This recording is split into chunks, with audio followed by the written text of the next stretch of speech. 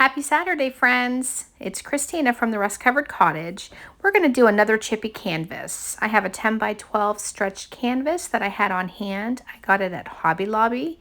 And I'm going to paint the whole thing, the front and the sides, with Waverly Truffle.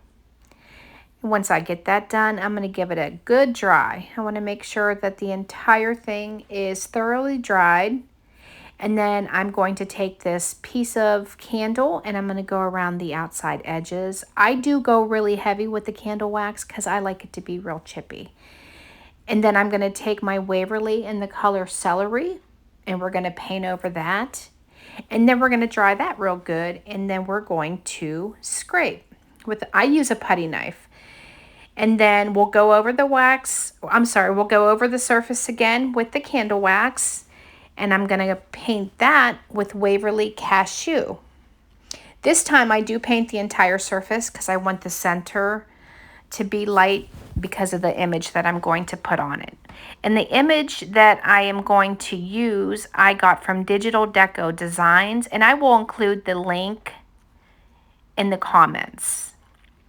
I made sure I got a nice chippy effect on this. I kind of took my time doing it and I just enjoyed myself.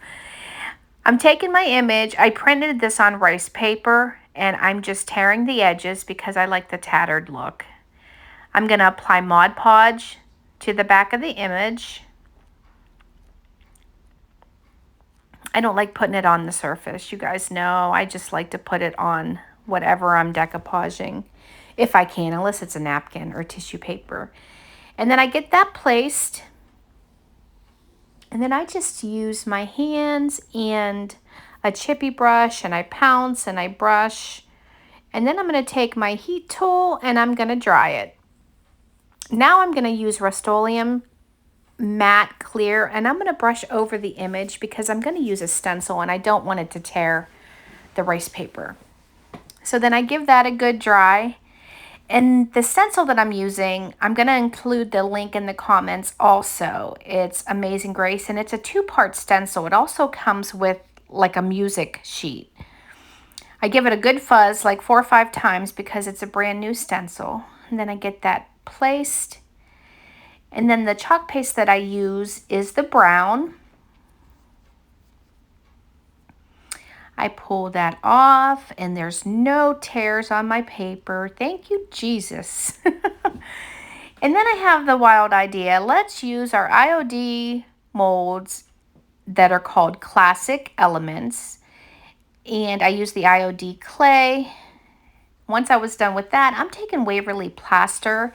And while it's still wet, I go ahead and I give it a coat. And then I use my Tight Pond Quick and Thick, and I attach it to the surface. Now I'm using Waverly Antique Wax and a baby wipe, and I'm just going over that ever so lightly and giving it a little bit of color. And then I'm going to take Rub and Buff and Antique Gold. There, I just showed you, and I go over that, and then I'm going to go over it with what I just showed you, the Spanish Copper. And then I just get close to the surface as I can. I get it to the desired effect that I want. And then I'm going to take my Kills Dark Sealing Wax and a paintbrush, and I'm going to go around the outside of the image. And then I take what's left on my brush and I go over the image itself because it's a little bright for me. So I just want to tone down the colors a little bit.